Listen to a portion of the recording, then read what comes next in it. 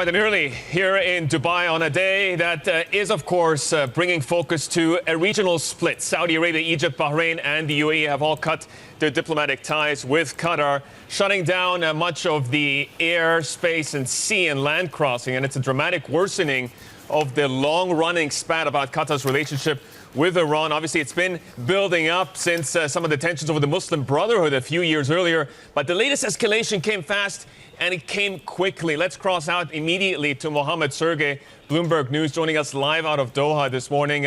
Mohammed, just give me a sense of what sentiment is like on the ground. Again, the tensions were rising, but what's the latest?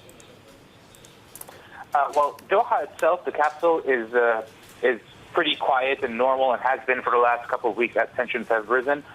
The move is unexpected. I spoke to people in the government a couple of days ago, and they did not foresee this escalation.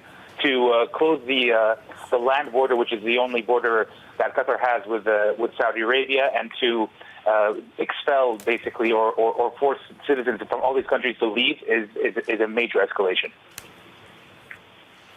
Talk to me about the government response here. I mean, ultimately, we saw attempts to try to, quote-unquote, patch things up, and the Kuwaiti Emir got involved. We heard from a lot of market participants that they were confident that this would be resolved fairly quickly. What went wrong here?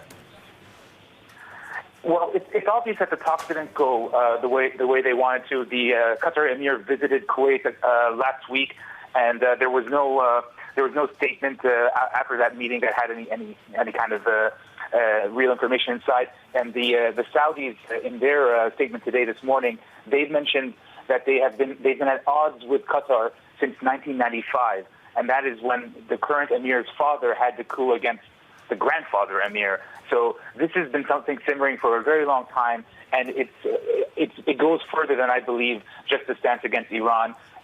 Many analysts talk about how the region is split now between countries that support political Islam in a sense, which includes the Muslim Brotherhood, but can also go into more violent groups like Hamas and perhaps rebels in Syria of Islamic bent. Whereas Saudi Arabia, the UAE want to bring back the status quo with Egypt. That's kind of where the split lies. Mohammed, this, as you say, must have been brewing for a very long time, because we have heard from Qatari officials saying that statement released on their website criticizing some of the moves to isolate Iran, that was actually the work of hackers. So why are these countries still so upset with Qatar? Well, that's exactly the reason. The alleged hack, which attributed comments to the Emir. Some of them about Iran were actually quite mild. Qatar's stance on Iran differs a little bit from the rest of the GCC because they do share the largest natural gas field in the world.